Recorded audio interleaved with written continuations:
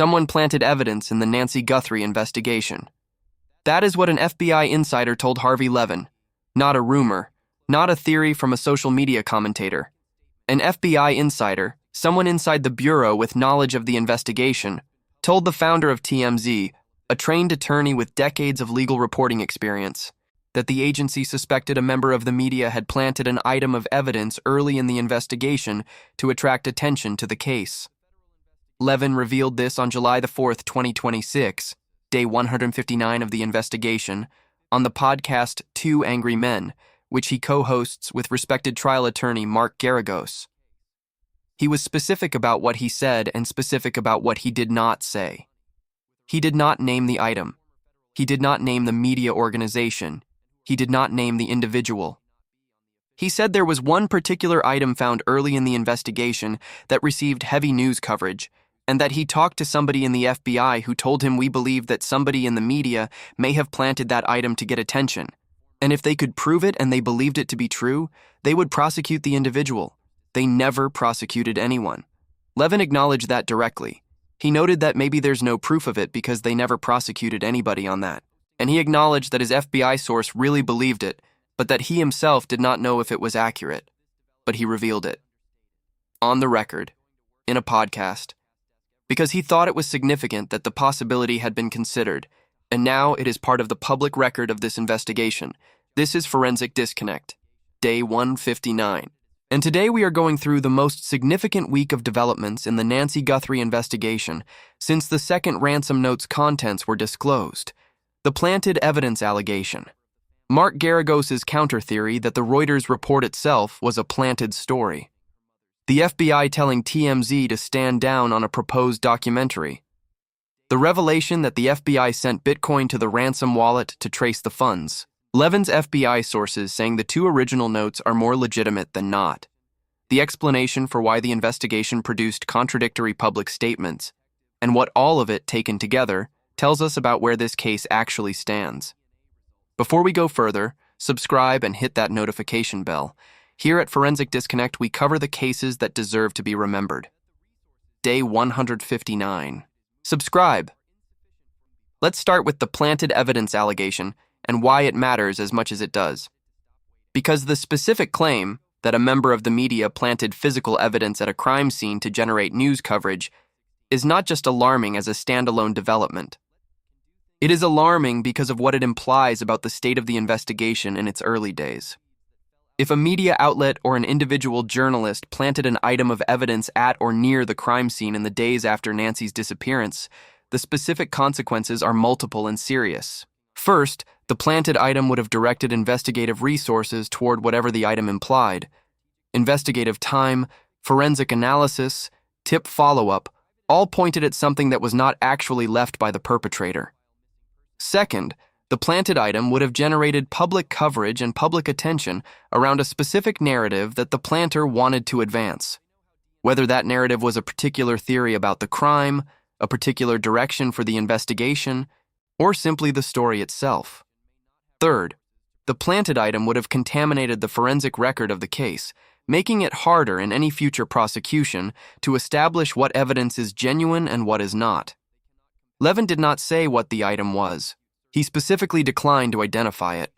He said he was deliberately withholding the details because the FBI had not done anything with this, and he did not want to compromise whatever investigative thread might still be connected to the allegation.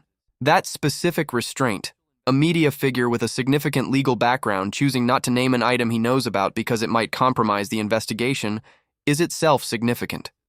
It is the behavior of someone who is taking the allegation seriously and treating it with the kind of care that a former attorney would apply. The specific phrase used by Levin's FBI source was, "Somebody in the media may have planted that item to get attention." Not a civilian who stumbled onto the scene. Not a random person with access to the property. Somebody in the media. A journalist. A crew member. A content creator. Someone whose professional presence at or near the crime scene in the early days of the investigation gave them access to a location where they placed something that was then found and reported. The class of people described, media with access to the early crime scene, is specific. In the early days of this investigation, before the perimeter was fully established, multiple media organizations were in the area around Nancy's home. The specific failures of early crime scene management, the reporters who allegedly gained access, the deputies who reportedly overlooked the roof-mounted camera, created the conditions in which someone with media access could have placed something. No one was charged. The FBI may not have been able to prove it. Levin's source may have been working from a suspicion rather than a confirmed investigation. All of these caveats are real. But the specific allegation from an FBI insider, relayed by a trained attorney with decades of law enforcement reporting, is now in the public record, and it casts a different light on at least some of what was reported in the early days of this case. Now let's go to Mark Geragos' counter-theory. Because the specific conversation on Two Angry Men produced two separate bombshell allegations about planted information, Levin's allegation about physical evidence, and Geragos' allegation about the Reuters story. Geragos said directly, "I don't think the story was bogus. I think it was planted, frankly, by somebody in the FBI." He was talking about the Reuters report of June 30th, the report that said an FBI official told the outlet that none of the ransom notes are believed to be genuine. Geragos' theory is that the Reuters source was not speaking unauthorized, that the report was not a leak, that it was a deliberate plant, an FBI official intentionally providing information to Reuters that the Bureau knew would generate a specific public reaction for a specific investigative purpose. What purpose? Geragos' theory, supported by his specific reading of the sequence of events, is that the Reuters story was part of the investigative strategy to provoke a reaction from whoever is behind the ransom communications, create public chaos about the note's authenticity, make it impossible for whoever is receiving coverage to know what the investigation believes, see who responds, see who contacts TMZ, see who emails Levin, see whose behavior changes. Geragos said the story fits exactly with what he was told, that there was an initial screw-up in the investigation, that investigators then figured it out, and that the fissure between different agencies and different public positions reflects people trying to cover their territory and cover themselves. An initial error, followed by a correction, followed by the public chaos of multiple agencies trying to manage a situation that had already produced contradictory public communications. Levin's response to Geragos' theory was that a screw-up in this context was definitely possible. He specifically said the FBI forgot to give the same instruction to the Tucson news station that received the same ransom note as TMZ, confirming that the Bureau's coordination of media management in this case has had specific failures. That was definitely a screw-up, Levin said. Two theories. One says the Reuters report was unauthorized, a rogue FBI official speaking without authorization, producing chaos that the FBI Phoenix office then had to manage with its clarifying statement. The other says the Reuters report was authorized, a deliberate plant designed to produce a specific investigative reaction. Both theories are consistent with the available evidence. Both are being advanced by people with specific professional knowledge of how these situations work. Neither has been confirmed or denied by the FBI. What is confirmed is Levin's new detail about the Bitcoin. The FBI sent money to the Bitcoin address associated with the ransom demand. Not a lot of money, but enough to establish a transaction on the blockchain, enough to attempt to follow the digital trail of the funds, enough to try to identify the wallet's owner through the specific forensic process of blockchain tracing.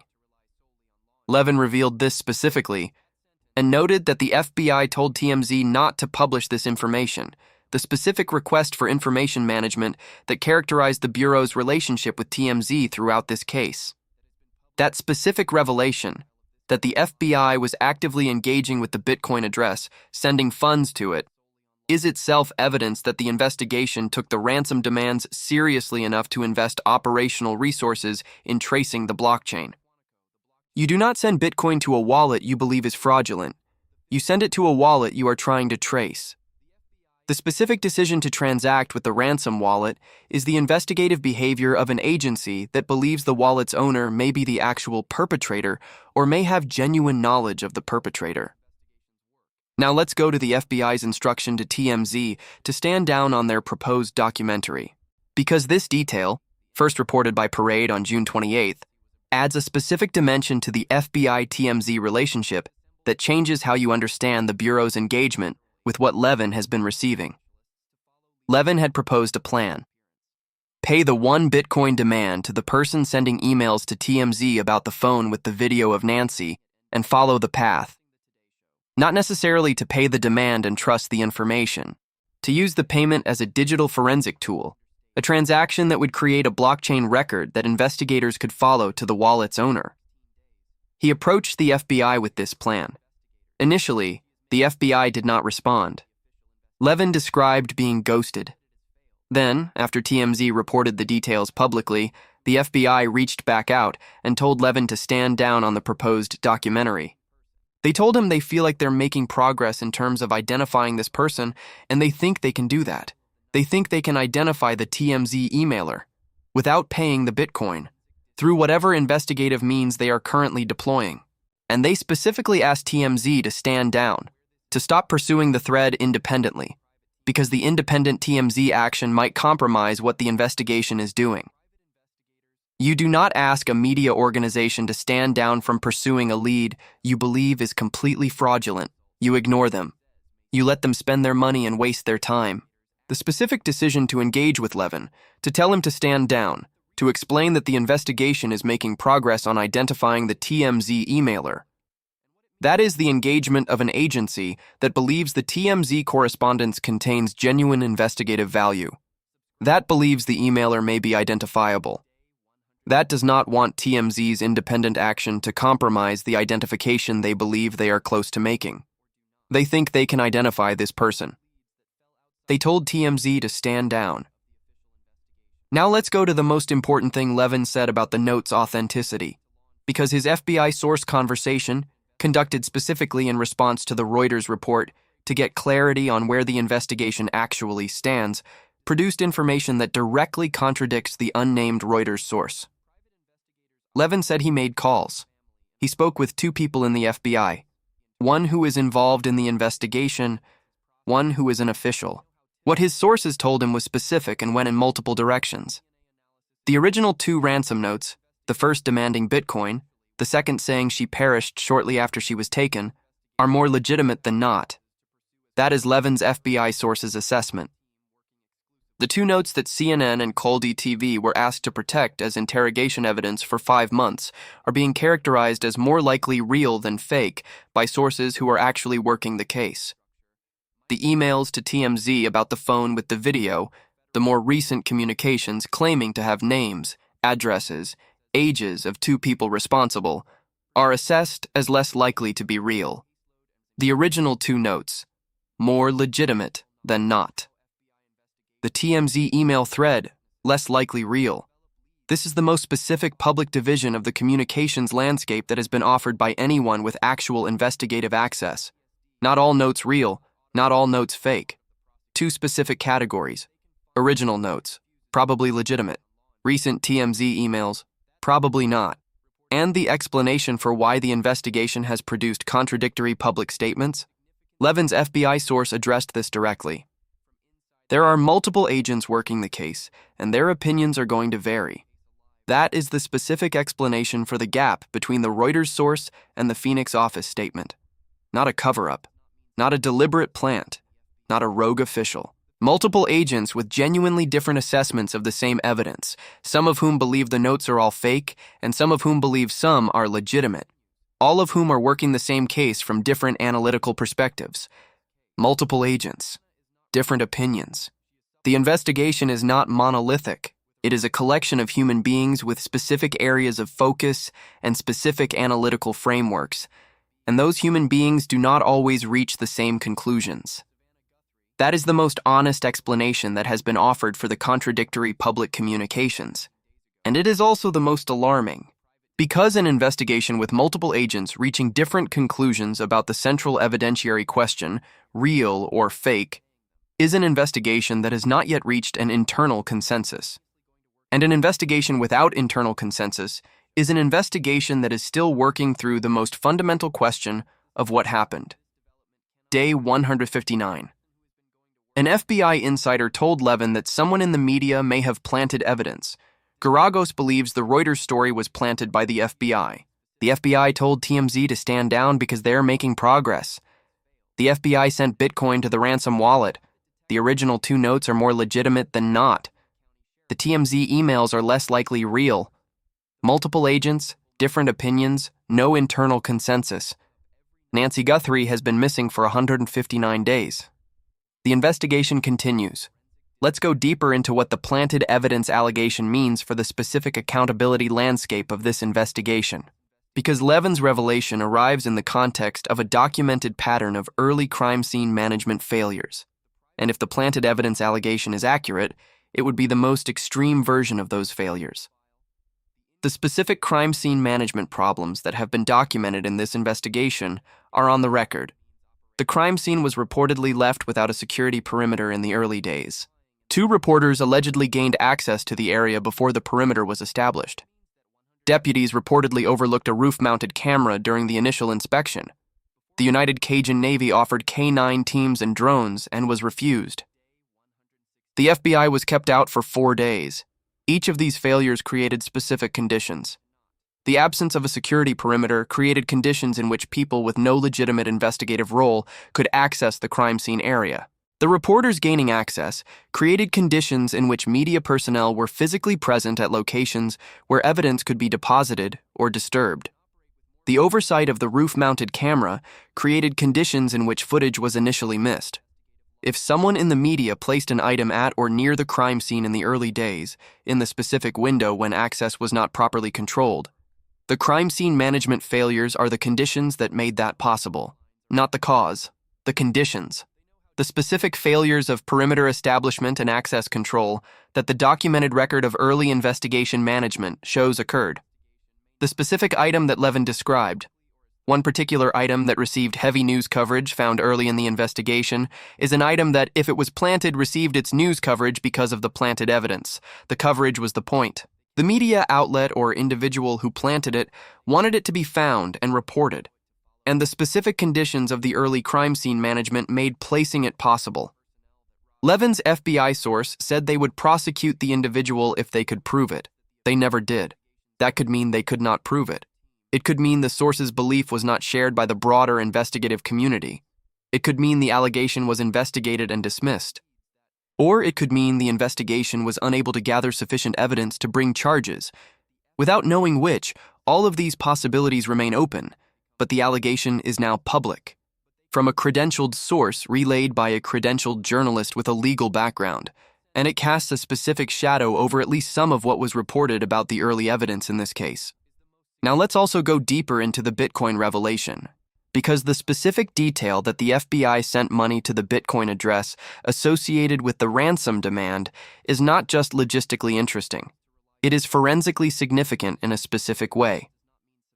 Blockchain analysis, the forensic tracing of cryptocurrency transactions, is one of the most powerful investigative tools available to federal law enforcement in cases involving Bitcoin or other cryptocurrencies. The specific property of blockchain that makes it forensically useful is that every transaction is permanently recorded on a public ledger. Every Bitcoin that moves from one wallet to another creates a permanent, immutable record of that movement. Forensic analysts can trace the history of every Bitcoin in a wallet, where it came from, where it went, what other transactions it has been involved in. When the FBI sent money to the ransom wallet, they were doing 2 things.